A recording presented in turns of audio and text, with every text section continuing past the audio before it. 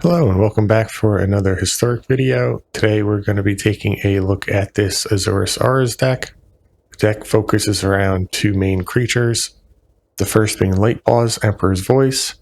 This is a 2-mana 2/2 and states whenever an Aura we control enters, if we cast it, we get to search our library for an Aura card with mana value less than or equal to the original Aura. And as long as it has a different name than an Aura we already control, we get to put it onto the battlefield attached to Light-Paws. Tremendously powerful effect, as we can often tutor up the Aura that we need in the given situation, and it usually only takes 1 or 2 turns to win the game if Light-Paws is not answered. Additionally, we're running 4 copies of Core Spiritdancer, also a 2-mana creature. This one is a 0/2 and states that it gets +2/+2 for each Aura attached to it. And then additionally, whenever we cast an Aura, we get to draw a card, which often allows us to draw into more action. In order to protect these 2 key creatures, we have 4 copies of Giver of Ruins and 4 copies of Mother of Ruins. And then when it comes to the Auras, we have a few key ones.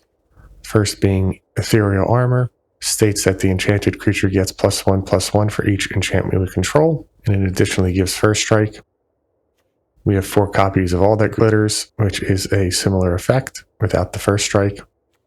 4 copies of Sheltered by Ghost, which is our removal spell. When it comes in, we get to exile a 9-land permanent, and then additionally, this is going to give the creature lifelink and ward, making it very difficult to race and a bit harder to interact with the creature itself. Then the remainder of the R's are uniquely named so that Light-Paws has more tutor targets, and they each provide a valuable effect. Going through the remainder of the 1-mana R's, we have Sentinel's Eyes, gives a creature +1/+1 in Vigilance, so it becomes an offensive and defensive weapon. Charmage's Rescue grants hexproof the turn it comes into play, has some added protection on top of the Giver and Mother. Courier's Obsession gives +1/+1, and whenever the creature deals combat damage, we get to draw a card. Kaya's Ghost Form states whenever enchanted permanent dies or is put into exile, we get to return that card to the battlefield under our control. Notably, we don't even have black mana in this deck. This is just a tutor target for Light-Paws. Then we have at 2 mana, Aether Tunnel makes our creature unblockable, so we don't have to worry about chump blockers. Security Bypass does a similar effect. And we have another lifelink enchantment in the form of Staggering Insight, which also allows us to draw a card whenever the creature deals combat damage. So the game plan is very simple, and it really relies on your opponent having early removal for your Mother and Giver, as well as for the follow-up Core or Light-Paws that we play out. One of the biggest weaknesses of this deck are board wipes. However, in the current historic best-of-1 format, you don't run into many control decks, as they're not really that powerful compared to the combo decks and the aggro decks that you have in the format at the moment. Before we jump into the gameplay, I'd like to ask you to please like and subscribe the video. It really helps the channel. And without further ado, let's jump into the games. This hand is good. We'll keep. Has a turn 1 Mother, turn 2 Light-Paws. So they'll need 2 removal spells in the first turn, or board wipe a little bit later in the game.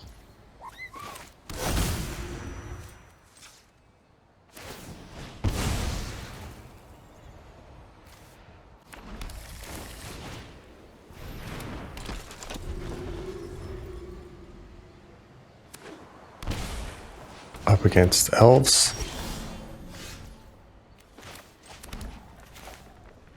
So they're going to be in a bit of trouble here.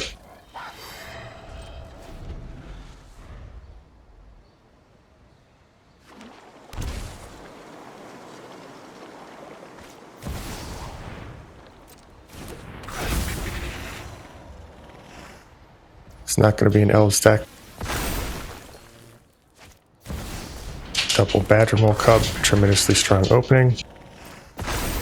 Originally, I was going to get an Ethereal Armor with All That Glitters, but now we might need to get a Sheltered by Ghosts.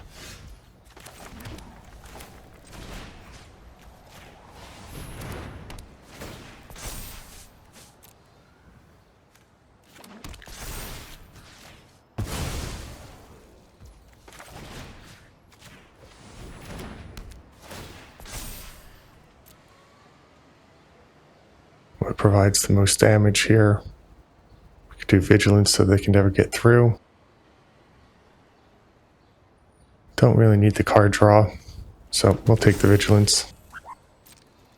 And then I don't think our opponent is going to block with Badger and Wool Cub. So next turn, the Aether Tunnel should allow us to attack past whatever they play out here. And our opponent concedes.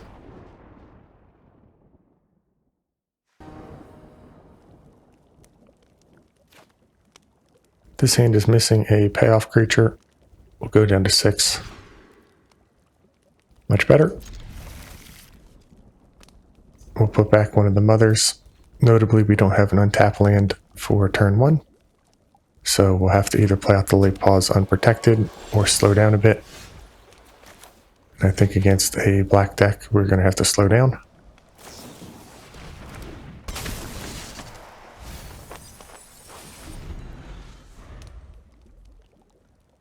Could be rogues, could be ninjas.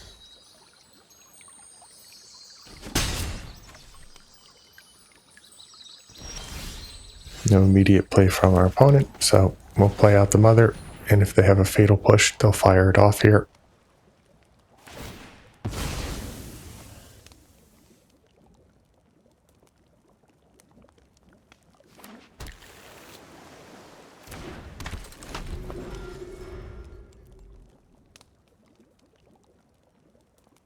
Opponent grabs their island.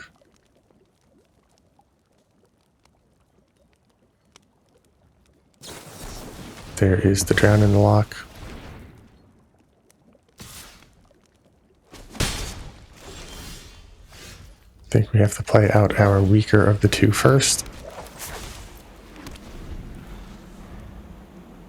Notably, we're not under a ton of pressure yet, which indicates that our opponent's hand is stacked.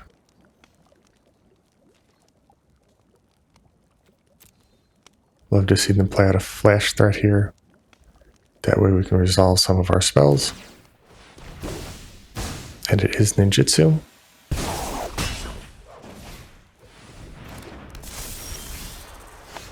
Well, Plains is about as good as they get here. So we can play out the Light-Paws. And then if we start on Security Bypass, as I say, we can tutor up an All That Glitters on the Light-Paws, and then when we cast All That Glitters, we can tutor up another unique enchantment. So if our opponent didn't have removal in their hand, they were in a pickle here. This hand is fine. We'll keep.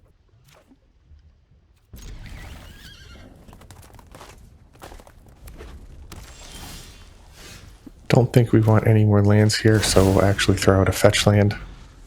Thin the deck marginally. Against red decks, you always have to be cognizant of Magus of the Moon now. However, I still think we fetch a Plains here. We're majorly a base white deck, and we do have ways to remove the Magus using white. Up against goblins. Pretty much comes down to whether they have a Muxus or not.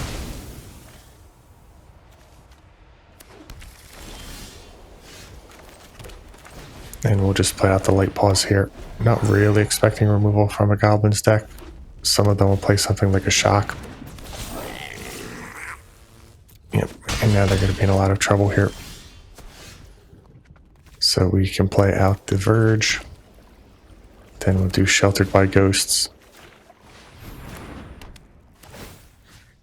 Take out the Chieftain. Tutor up one of our All That Glitters. Play out an Armor. Don't think it really matters here. We'll get an Obsession so we can draw a card.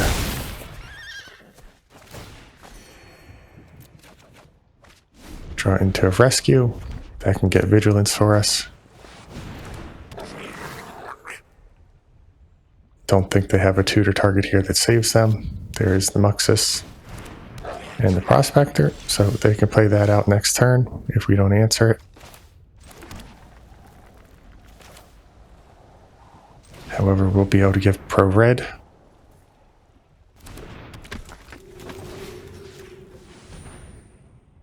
We can also tutor up 2 more unique enchantments, so we're going to gain a ton of life here. We'll have the Light-Paws back on defense.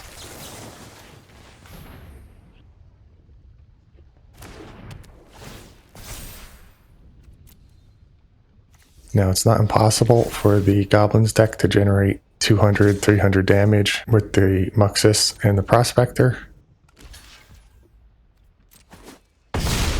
They should have sacrificed that. They messed up. That would prevent us from gaining the life.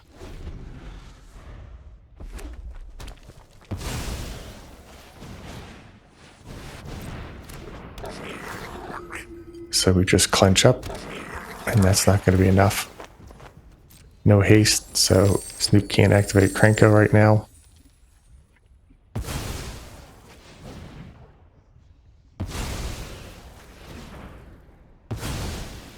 And playing Krenko off the top will not leave them with a ton of mana.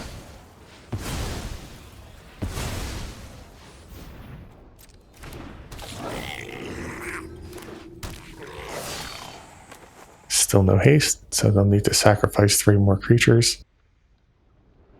Makes Krenko significantly weaker, but does allow them to keep comboing as long as there's more creatures on top of their deck.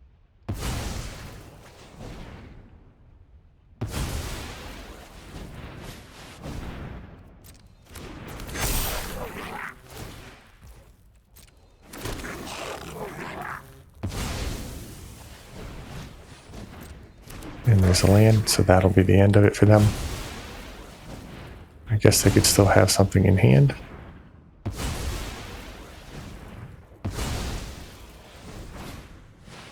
Another Krenko. That does not allow them to manipulate the top of their deck. And this is significantly less than our life total. If they attacked in here, we would want to block the Chieftain. That way if they sacrificed it, then all of their creatures get weaker before combat damage. Otherwise, we would have gained even more life. Good game. If this was Light-Paws, I might give it a try. The core will draw 1 card here. Glacial Fortresses come into play tapped. Take a mulligan. Not much better. We'll be forced to try to keep this on 5. Get rid of the Curious Obsession, and then we have to play out the Fortress on turn 1 so that we can play out Core on turn 2. Looks like a Woodlands combo deck. See if they discard something like Omniscience, Atraxa. There it is. So this is just a race to see if we can kill them before they get up to 4 mana. Could be difficult.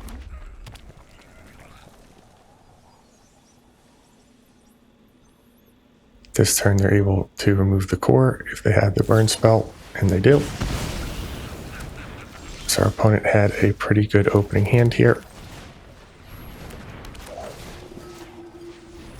Still have to load up on the Giver. I don't think we can wait and see if we draw into a better creature.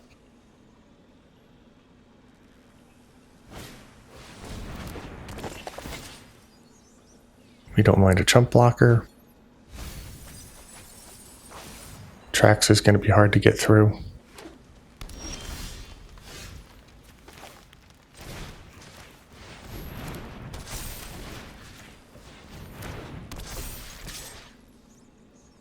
Opponent will likely chump block here.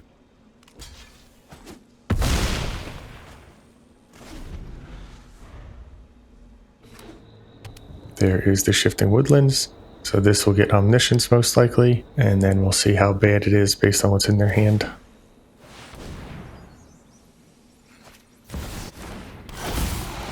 Atrax is a good start for them. Now they can play out an Omniscience, and Ulamog is going to win the game. So we'll exile our Giver, and then we'll have nothing left. This hand won't do. Take a mulligan. I'm not in love with it, but we'll give it a try. We have the Mother for protection. Don't know if going down another card really will help us. And here we'll keep the Plains and the Islands, just so that we are more resilient to moon effects.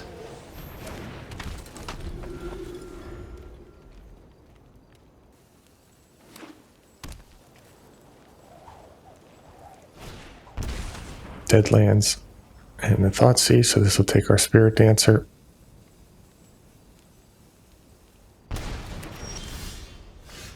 We are in a bit of trouble here. And against the black deck, I think we hold Mother back to protect itself.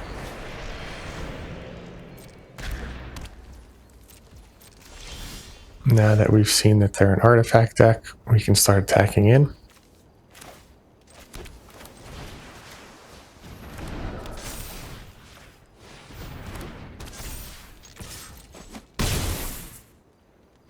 They're likely splashing black just for a bit of interaction.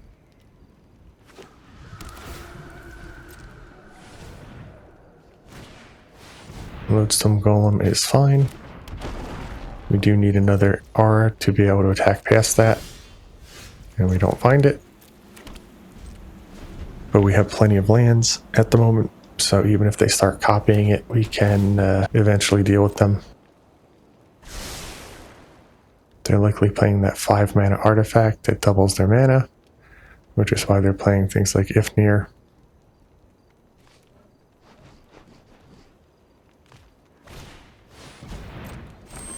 We do have to worry about their top end.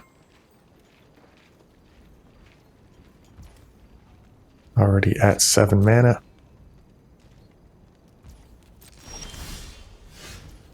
Armor is a good top deck.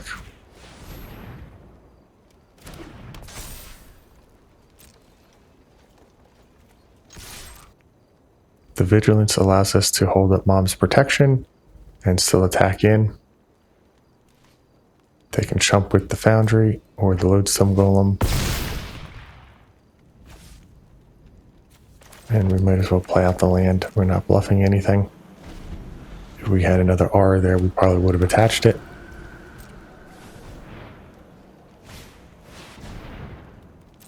Karn, this could get something like Platinum Angel. We do have removal in our deck. Mom is not able to protect from colorless, so anything like a Cityscape Leveler will just destroy her, meaning we need to find unblockable on our next draw. There is the Platinum Angel. We don't mind that one.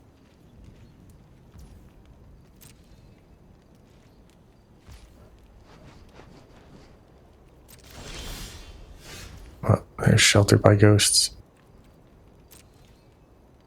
We'll hold that. Our opponent has plenty of chump blockers here. And we might as well go face. They're going to block either way, whereas they might let the Karn go.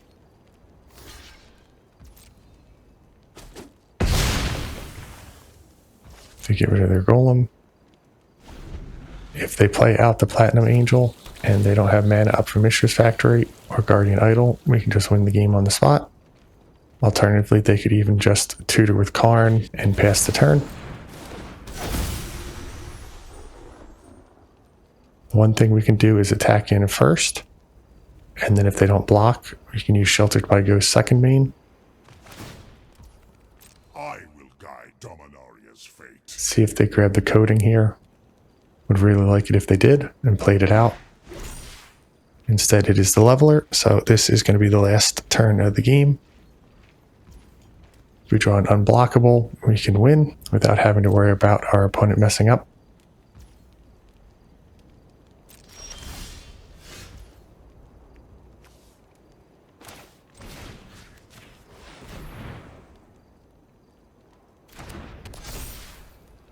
We go to combat as quick as we can here so that they don't think we have anything else.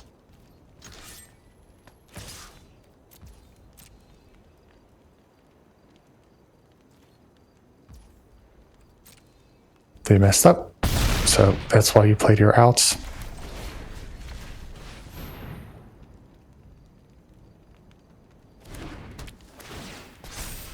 And we'll take out the Platinum Angel. Good game.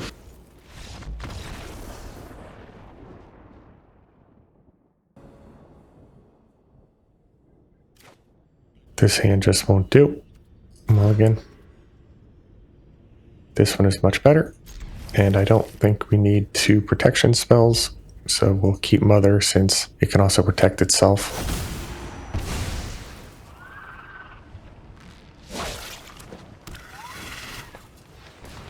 Opponent starts out with an Elvish Mystic. We are capable of racing the Elf deck if that's what we're up against. Green Devotion, a little bit tougher. It's a fetch land. So maybe some landfall variant. First time I've seen Deceptive Landscape played in Historic. And our opponent actually has a removal spell for Mother.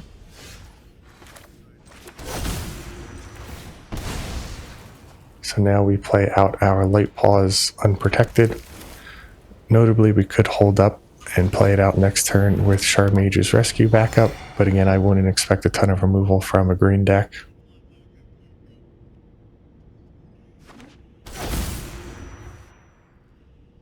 Six mana Shelling. We play out a loading zone. So they're going to be looking to load up with counters here.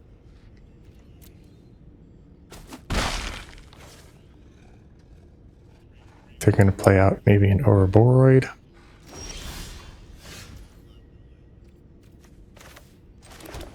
Which one of these is better?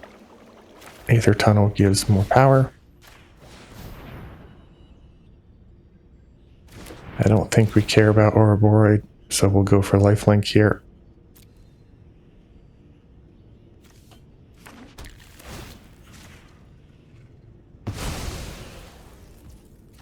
We can play out the Rescue and go get our armor.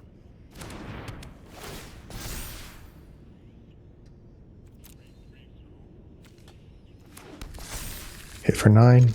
Next turn we should have lethal.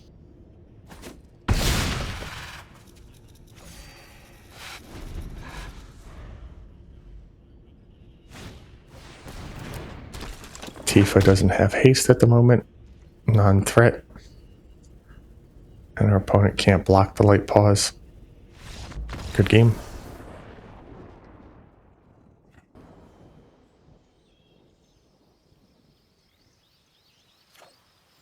Sand is not the worst.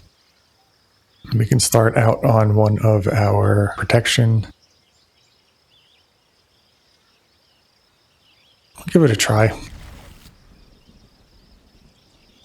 Well, we'd love to have one of our 2-drop creatures. We do have some removal and pump spells, as well as protection.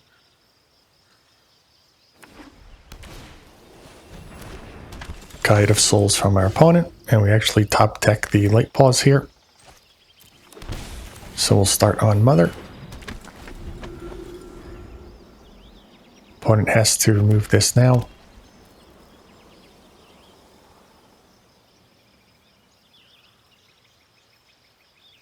If they do, I think we slow down a turn.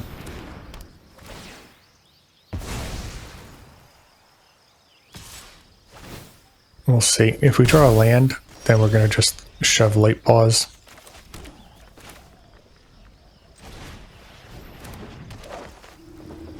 Here we can hold up the Rescue.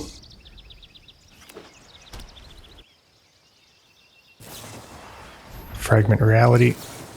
So we'll try and protect our Giver. This also takes away our opponent's good attack on the ground.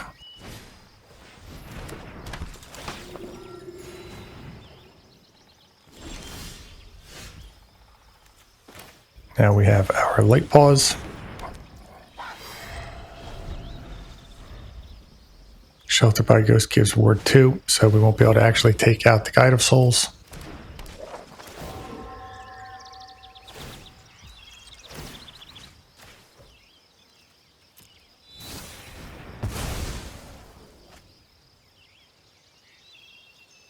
Opponent is on a quite heavy removal based.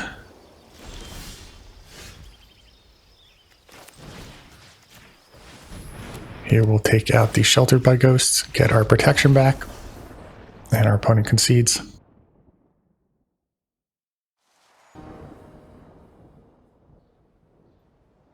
This hand does have a lot of removal in it. Don't think it really matters which land we start on. We'll play the Verge in case we draw another land that doesn't cause us damage next turn.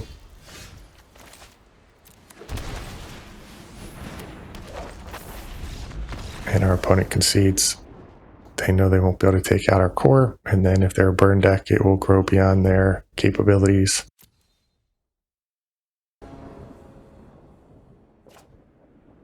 This hand is fine.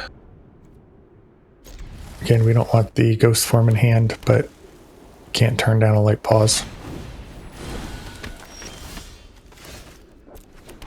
Play out the mother here. This deck looks like it's going to have a lot of removal in it. Thalia taxing all of our auras.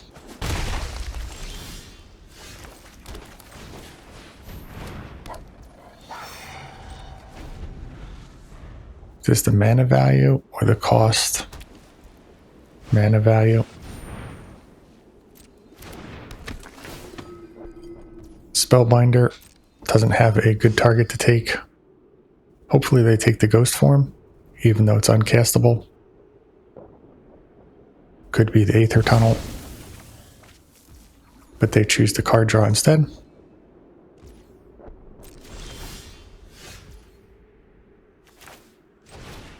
We'll play out a Sentinel's Eyes. Tutor up the armor. And our opponent concedes. Okay, so there you have the deck.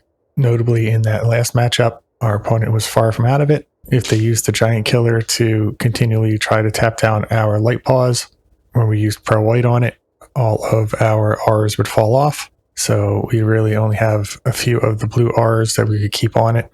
So that concession was definitely premature, but our opponent might not have been familiar with that interaction. Overall, the deck did very well, as we expected it to. If Light-Paws goes unanswered, it often wins games on the spot. And you could see we had a number of concessions immediately as soon as we played out a core or Light-Paws. The Giver and Mother of Ruins also felt strong in the games, being able to play them out on turn 1 and then use them to protect our 2-drops made us feel very safe trying to play our R's onto them. One card that didn't really perform as expected was Kaya's Ghost Form.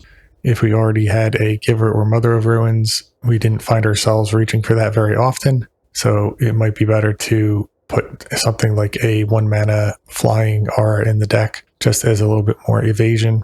Similarly, in the mana base, the Glacial Fortress entering tapped, if we didn't have a plains or islands in our hand, did slow us down in a couple matches. So even though we're playing 9 plains and islands, it did have an impact on the games. And with the current mana base that's available to us, I feel that could probably be upgraded to a better land. Additionally, I think this deck could also benefit from having Loris as its companion. Notably, when you play a card like Loris or Jegantha as your companion, you do give your opponent an insight into which deck you're playing, since there's really only a few prominent decks in the format that play those companions. So if your opponent is coming up against a Loris, they can surmise that you're playing the R's deck, as that's the most common one it's used in. Energy has kind of fallen off after the recent rebalances and bans. So by hiding that information, we can also give ourselves an advantage by having our opponent not necessarily use their mulligan choices correctly. So there are trade-offs to playing it. It's not entirely free, but I definitely wouldn't fault you for throwing it into the sideboard. Having played both this version and the Bogles version recently on the channel, I think it's a close call as to which one is more powerful.